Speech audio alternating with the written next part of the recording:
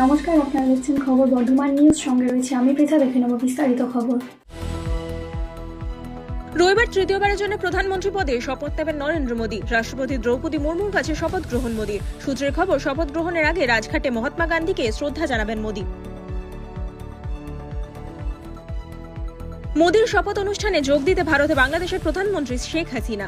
বাংলাদেশের প্রধানমন্ত্রীকে দিল্লি বিমানবন্দরে রাজকীয় অভ্যর্থনা। শপথের পর মোদীর সঙ্গে বৈঠকে বসতে পারেন হাসিনা। প্রধানমন্ত্রীর শপথ গ্রহণকে কেন্দ্র করে নিরাপত্তার চাদরে দিল্লি জুড়ে জারি হাই অ্যালার্ট। শপথ গ্রহণকে কেন্দ্র করে সেজেছে রাষ্ট্রপতি ভবন। বিভিন্ন হোটেলে চলছে তল্লাশি। নিয়ন্ত্রিত হবে যান চলাচল ও উড়ান। রাহুল গান্ধীকে লোকসভায় বিরোধী দলনেতা করার প্রস্তাব পাশ করল কংগ্রেস ওয়ার্কিং কমিটি। সূত্রের খবর, বিষয়টি চিন্তা করে জানাবেন বলে জানিয়েছেন রাহুল। সোনিয়াকেও বাড়তি দায়িত্ব নিতে অনুরোধ।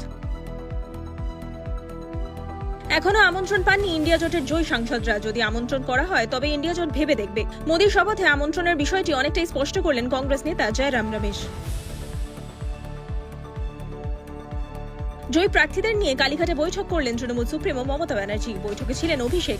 সুযোগের জন্য অপেক্ষা করতে হবে। ইন্ডিয়া জোটের সরকার করার চেষ্টা প্রসঙ্গে ইঙ্গিতপূর্ণ মন্তব্য মমতার।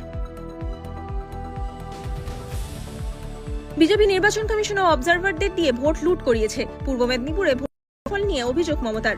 তৃণমূল 35টি আসন পেতে পারত, দাবি তৃণমূল সুপ্রিমোর। শিয়ালদায় রেল বিভ্রাটে নাজেহাল যাত্রীরা। কাজ চলার জন্য বন্ধ শিয়ালদা স্টেশনে 1 থেকে 5 নম্বর প্ল্যাটফর্ম। একাধিক ট্রেন বাতিল শিয়ালদা মেন লাইন ও বনগাঁ শাখায়। শনিবারও চরম ভোগান্তিতে যাত্রীরা। জুনেও ঊর্ধ্বমুখী তাপমাত্রার পারদ। আগামী সপ্তাহে জেলায় জেলায় তাপপ্রবাহের পরিস্থিতি। বাঁকুড়া, বীরভূম, পশ্চিম বর্ধমান ও পশ্চিম মেদিনীপুরে তাপপ্রবাহ চলবে রবি থেকে বুধবার পর্যন্ত।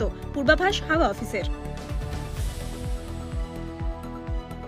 বুধবার সহ কলকাতা সহ দক্ষিণবঙ্গে বজায় থাকবে অস্বস্তিকর গরম। বৃহস্পতিবার থেকে দক্ষিণবঙ্গে পাক বর্ষার বৃষ্টি শুরু।